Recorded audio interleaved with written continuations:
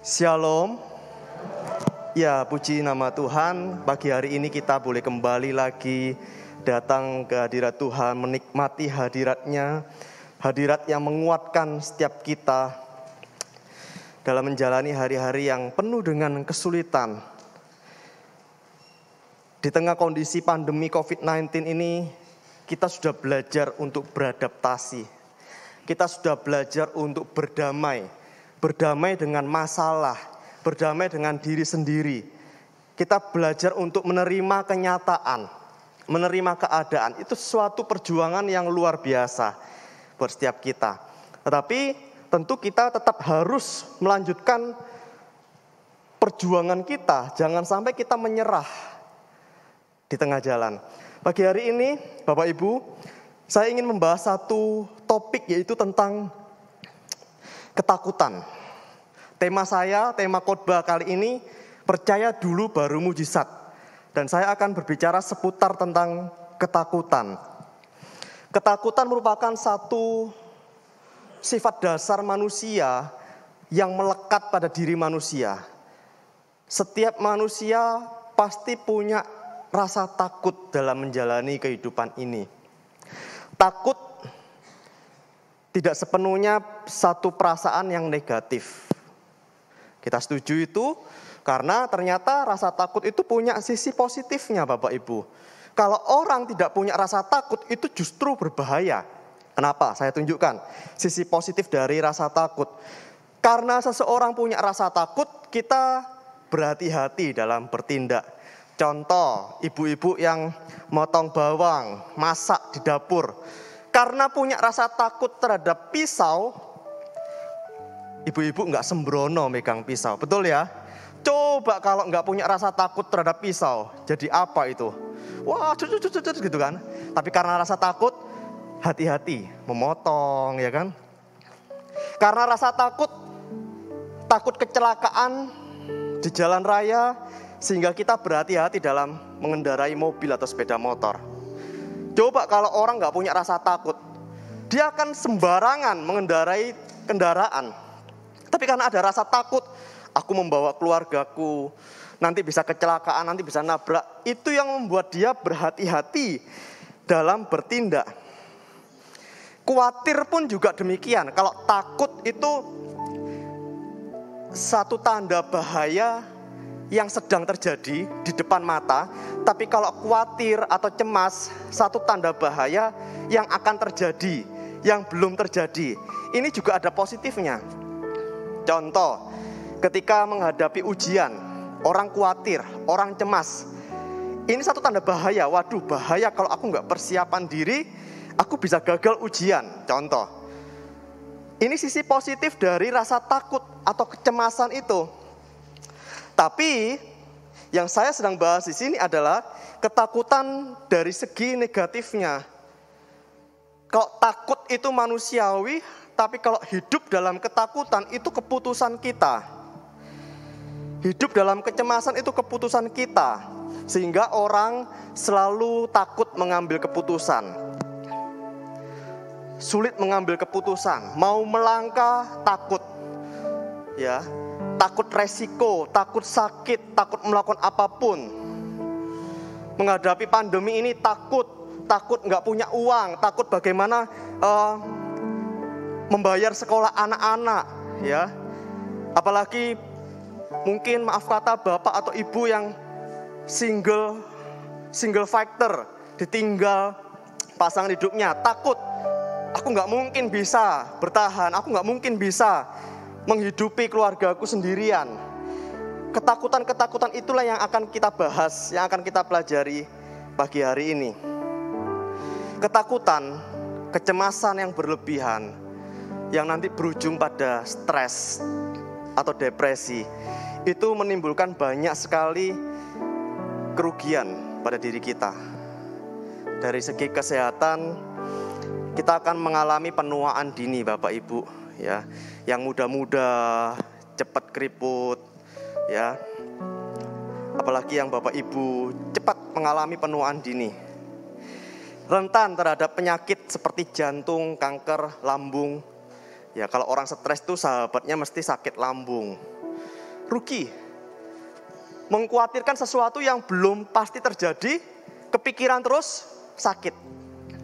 Selain itu, ketika seseorang mengalami stres dalam otaknya, itu akan mengeluarkan hormon-hormon tertentu yang dapat, ini bahaya sekali, yang dapat menyusutkan atau mengurangi berat atau massa otak. Ini saya baca dari satu buku, sehingga juga dapat menurunkan IQ seseorang. Jadi kalau banyak kepikiran, banyak stres, cemas berlebihan, kalau anak muda sekarang ini overthinking, itu ternyata bisa menurunkan atau menyusutkan massa otak. Beratnya otak itu tambah lama tambah berkurang. IQ-nya pun juga ikut turun. Itu sebabnya orang kalau hidup dalam ketakutan, itu sering kali salah mengambil keputusan, ceroboh, gegabah. Karena apa? IQ-nya berkurang, nggak bisa berpikir jernih. Itu dari segi medisnya, dari segi psikisnya juga. Jadi ketakutan itu membawa banyak sekali dampak negatif. Sekarang kita akan melihat kehidupan kita, apakah kita saat ini hidup dalam ketakutan atau tidak. Menurut Bapak Ibu, lawan kata atau antonim dari takut itu apa? Berani.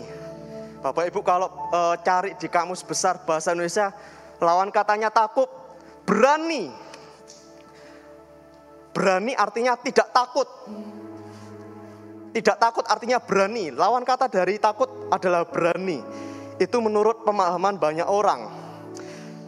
Pagi ini saya sampaikan, Bapak Ibu, ternyata takut dan berani itu merupakan dua hal yang sama. Orang penakut dengan orang pemberani itu orang yang sama. Maksudnya bagaimana? Sama-sama mengandalkan diri sendiri. Orang takut yang dilihat adalah dirinya sendiri yang gak bisa. Orang pemberani, dia berani melakukan sesuatu karena dia melihat dirinya bisa. Penakut, pemberani itu sama. Dan Alkitab tidak menghendaki kita menjadi seorang yang pemberani. Kita melihat Daud menghadapi Goliat yang lebih besar. Daud bukan orang pemberani. Lalu orang apa? Nanti akan kita pelajari. Alkitab sama sekali tidak menyuruh kita menjadi seorang pemberani. Karena pada dasarnya penakut dengan pemberani sama-sama mengandalkan dirinya sendiri. Yang menjadi pertimbangan adalah skill, kemampuan, pengalaman, relasi, keuangan. Maksudnya bagaimana? Kalau seseorang punya skill, punya kemampuan tertentu, bisa berjualan, bisa masak, sehingga orang itu menghadapi pandemi ini aku berani karena apa? Aku punya skill cari uang. Itu pemberani. Kalau penakut, aduh aku gak iso opo-opo, masak gak iso, ngomong gak bisa, jualan gak bisa. Sehingga yang jadi pertimbangan adalah kemampuan diri sendiri.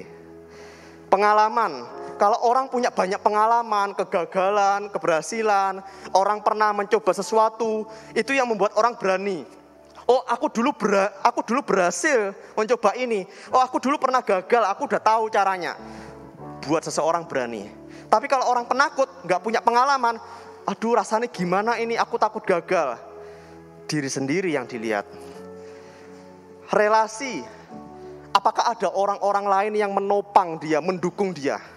Aku punya suami yang pekerjaannya sudah mapan, berani. Tapi kalau nggak punya orang-orang yang menopang, aku sendirian sebatang kara, jadi penakut. Lihat, yang dilihat adalah diri sendiri. Apalagi yang terakhir ini, keuangan. Seringkali ini yang menjadi penentu utama. Apakah seorang menjadi penakut atau pemberani? Kalau keuangannya baik, pasti berani. Berani ambil resiko nggak masalah, uangnya banyak. Tapi bagaimana orang nggak punya uang, jadi penakut. Bapak Ibu bisa lihat persamaan antara penakut dan pemberani, sama-sama mengandalkan diri sendiri. Tuhan tidak menghendaki keduanya. Kita tidak boleh menjadi penakut, tapi Tapi Tuhan juga tidak menghendaki kita menjadi pemberani. Karena apa? Menurut firman Tuhan, lawan kata dari takut itu bukan berani, tetapi beriman. Itu yang akan kita renungkan bersama. Percaya dulu baru mujizat. Lawan kata dari takut adalah beriman. Ketakutan bukan hanya sebagai perasaan negatif, tetapi ketakutan ini yang bahaya. Ketakutan atau pemberani tadi itu membawa kita sampai ke satu kondisi di mana kita ini udah gak percaya Tuhan lagi. Orang takut melihat dirinya sendiri, dia tidak punya kebiasaan untuk mengandalkan Tuhan. Orang pemberani, karena dia punya segala sesuatu, dia terbiasa menghadapi segala sesuatunya sendiri tanpa Tuhan. Itu bahayanya. Itu spirit yang harus kita waspadai. Apakah kita dalam hidup kita mengandalkan Tuhan, percaya Tuhan atau tidak? Jadi, landasan kita menjalani kehidupan ini bukan berdasarkan kemampuan, relasi kita, keuangan kita, itu bisa mendukung Bapak Ibu. Tapi itu bukan faktor utama. Yang menjadi landasan kita menjalani kehidupan ini adalah percaya Tuhan, mengandalkan Tuhan, beriman. Melalui firman Tuhan ini, kita akan belajar bagaimana mengatasi rasa takut itu. Bukan hanya sekedar bagaimana mengatasi rasa takut, tapi apa kehendak Tuhan ketika kita hidup dalam ketakutan, ya. Ada sesuatu yang lebih besar yang Tuhan ingin sampaikan ketika kita hidup dalam ketakutan. Bukan hanya sekedar jangan takut, harus berani ambil resiko, berani ambil tantangan, berani hadapi pandemi ini. Itu kata motivator Bapak Ibu. Di dunia ini, di Indonesia ini gak kurang motivator. Bapak Ibu bisa lihat di YouTube, banyak sekali motivator yang bisa membuat Bapak Ibu optimis, bangkit. Optimis dan pesimis itu juga hal yang sama. Yang dilihat adalah ukurannya diri sendiri. Kalau optimis, aku yakin bisa. Kalau pesimis, aku yakin aku gak bisa. Sama-sama melihat diri sendiri, tidak lihat Tuhan. Di dunia ini gak kurang motivator. Pagi hari ini saya ingin kita semua belajar bahwa dalam hidup ini kita harus fokus sama Tuhan. Baik kita punya pengalaman, baik kita punya uang atau tidak, fokus kita bukan itu. Fokus kita adalah Tuhan. Kita melihat Tuhan, bukan melihat diri kita.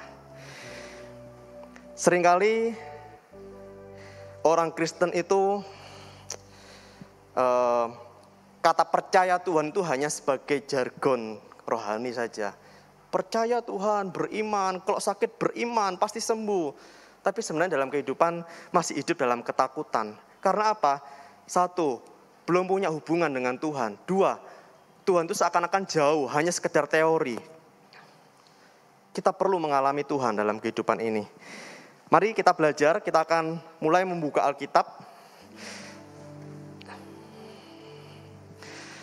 Di dalam Keluaran 14 ayat 13 kita akan baca bersama-sama.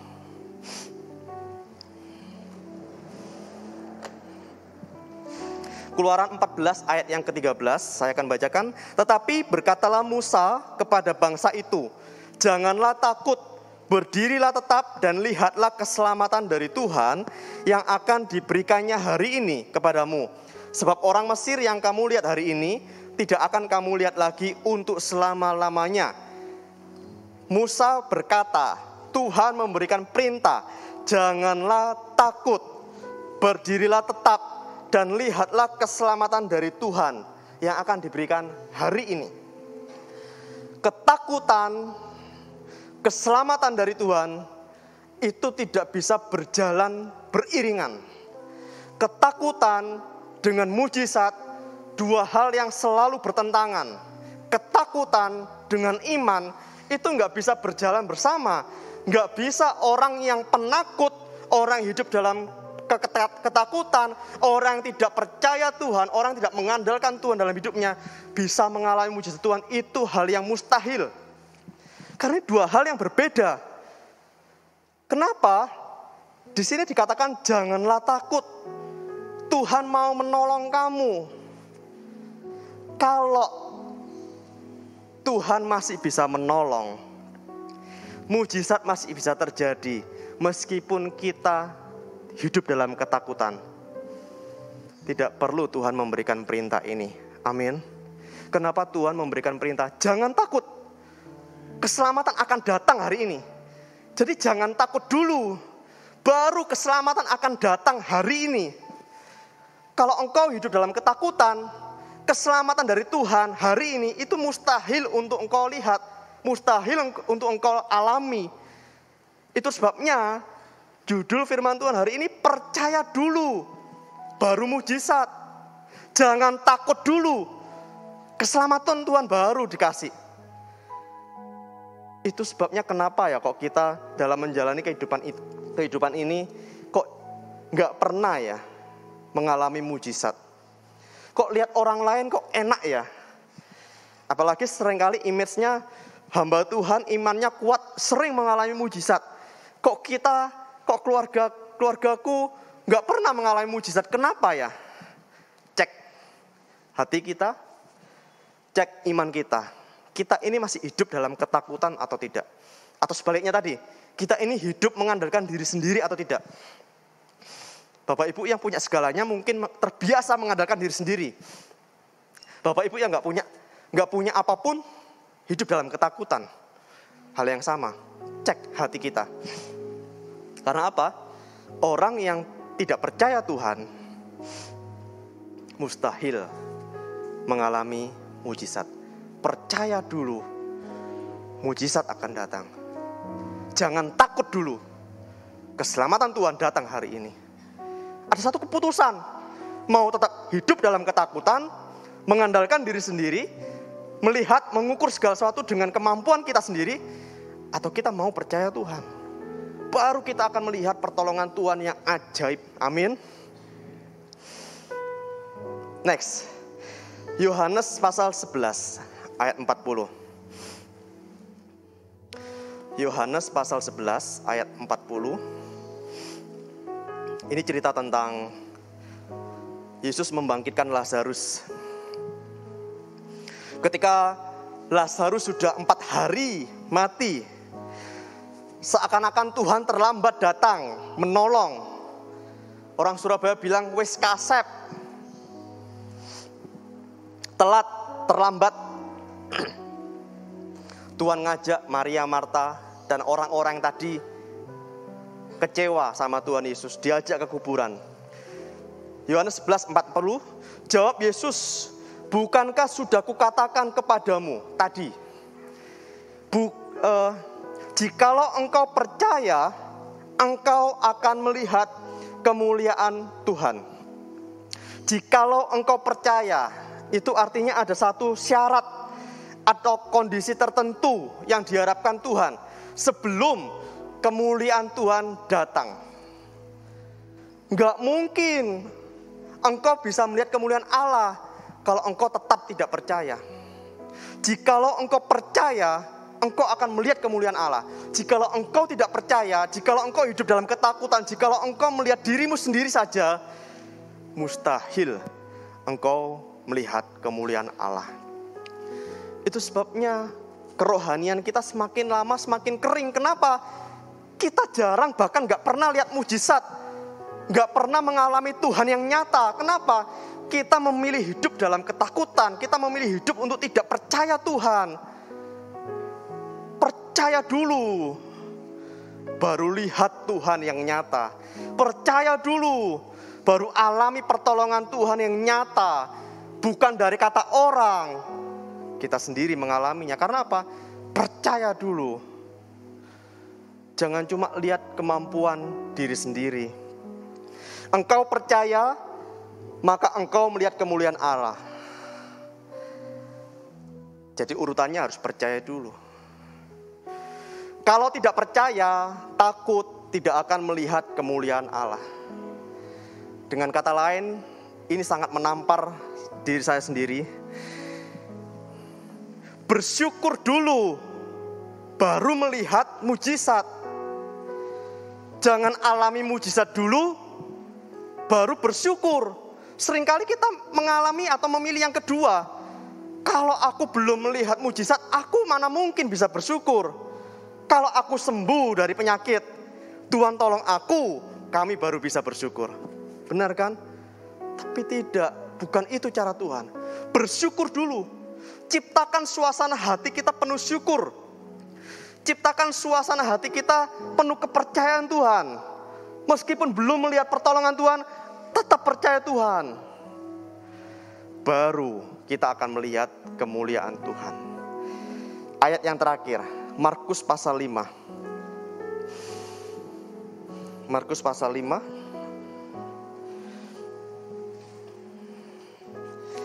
Ayat yang ke-35 dan 36 saya akan bacakan. Markus 5 ayat 35 dan 36.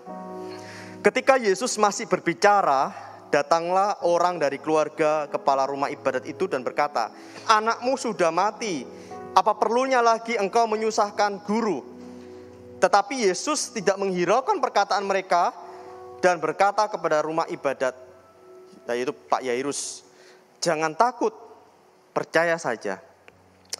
Seringkali sebelum terjadi mujizat, Tuhan Yesus berkata, "Jangan takut, percaya saja." Seperti tadi di kisah Lazarus. Jikalau engkau percaya, engkau melihat kemuliaan Allah. Jangan takut, percaya saja. Baru terjadi mujizat. Kita pahami cara Tuhan bekerja. Kenapa kok mujizat baru terjadi ketika kita tidak takut? Ketika kita percaya. Bapak Ibu, seperti sebuah sinyal atau frekuensi. Ketika hati kita penuh dengan ketakutan, aduh ini gimana nih, aku gak mungkin bisa, gak mungkin sendirian ini bisa, aku gak punya apa-apa, gak punya uang, aku sakit-sakitan. Ketika hati kita penuh dengan ketakutan, tidak ada frekuensi Tuhan dalam hati kita. Itu artinya Tuhan tidak bekerja dalam kehidupan kita. Justru si jahatlah yang bekerja.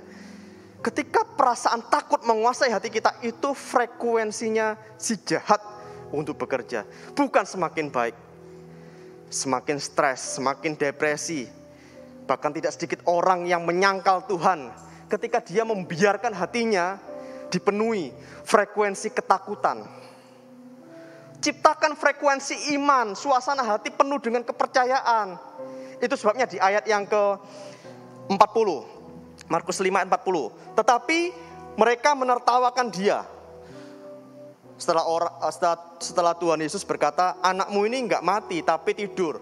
Orang-orang di rumahnya yang tadi berduka, yang nangis-nangis, justru menertawakan Tuhan Yesus. Melemahkan iman. Lihat apa yang dilakukan Yesus. Maka diusirnya semua orang itu. Lalu dibawanya Yairus dan ibu anak itu, dan mereka yang bersama-sama dengan dia masuk ke kamar anak itu. Orang-orang yang melemahkan iman diusir sama Tuhan Yesus. Kenapa? Tuhan Yesus mau sekitar Yairus jangan sampai menciptakan suasana iman, suasana hati Yairus penuh dengan ketakutan. Frekuensinya harus frekuensi iman. Frekuensinya harus frekuensi percaya. Hatinya Yairus harus penuh kepercayaan kepada Tuhan. Baru Tuhan bekerja. Percaya dulu, baru mujizat. Kalau belum percaya, belum ada frekuensi Tuhan, belum ada iman, mujizat mustahil terjadi. Koreksi hati kita. Kenapa ya kok aku gak mengalami pertolongan Tuhan yang nyata? Bukan salah Tuhan. Frekuensinya masih belum ketemu. Belum ada iman. Entah Bapak Ibu takut, entah Bapak Ibu terbiasa mengandalkan diri sendiri. Halah, masalah ini gampang. Nek anakku sakit, duitku banyak. Anakku minta kuliah ke luar negeri, gampang. Orang-orang seperti itu yang terbiasa mengandalkan diri sendiri, mustahil atau sangat sulit melihat kebaikan Tuhan. Itu sebabnya orang kaya sukar masuk kerajaan Allah, melihat kerajaan Allah. Karena apa? Hatinya jauh dari Tuhan. Enggak salah Bapak Ibu kalau Bapak Ibu punya keuangan yang baik. Tapi jangan sampai itu menjauhkan hati kita dari Tuhan. Demikian juga kita yang gak punya apapun, jangan sampai keadaan itu menjauhkan kita dari Tuhan. Kalau suasana hidup kita penuh dengan ketakutan, itu sama saja kita sedang mengundang si jahat bekerja. Tetapi sebaliknya, ketika kita mengambil keputusan, aku mau penuhi hatiku dengan iman, dengan percaya Tuhan, disitulah Tuhan bekerja. Percaya dulu, baru mujizat terjadi. Amin. Alami firman Tuhan, alami hadirat Tuhan yang nyata, miliki pengenalan dengan Tuhan. Tuhan bukan hanya sekedar teori, tapi Tuhan nyata yang bisa kita kenal. Dan Tuhan ingin kita mengenalnya, Tuhan ingin kita memiliki hubungan dengannya. Mari kita aminkan firman Tuhan dengan pujian ini. Pujian yang pertama tadi kita katakan, Yesus jawaban hidupku. Apa yang tak mungkin bagi kita, semua mungkin bagi Tuhan. Hanya Yesuslah jawaban hidup kita. Bukan apa yang kita mampu, kekuatan kita bukan. Hanya Yesus jawaban kita.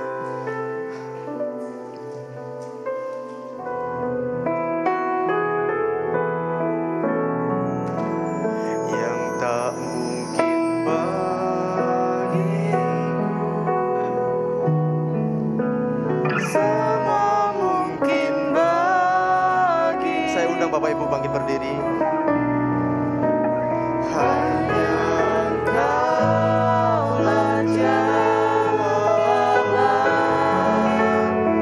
hidupku,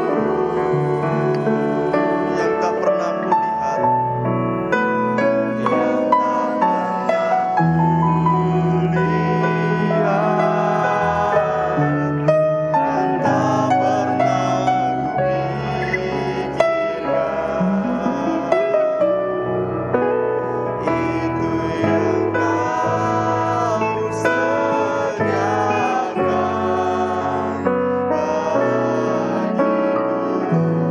Apa yang tak mungkin bagi kami Tuhan, mungkin bagimu.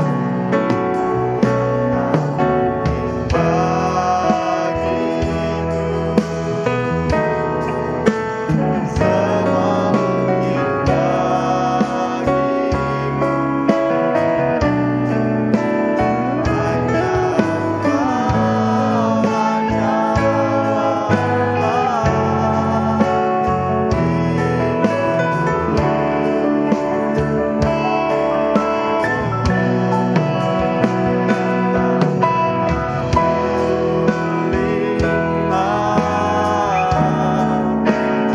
tak pernah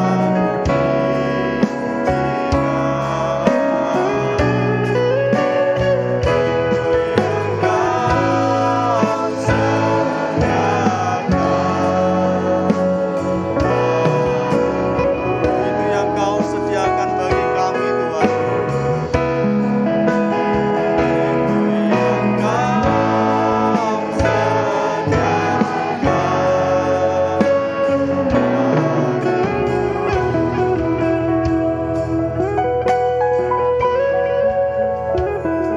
Terima kasih Bapa buat firman-Mu yang mengingatkan kami tentang cara Engkau bekerja, tentang kehendak Tuhan buat setiap kami.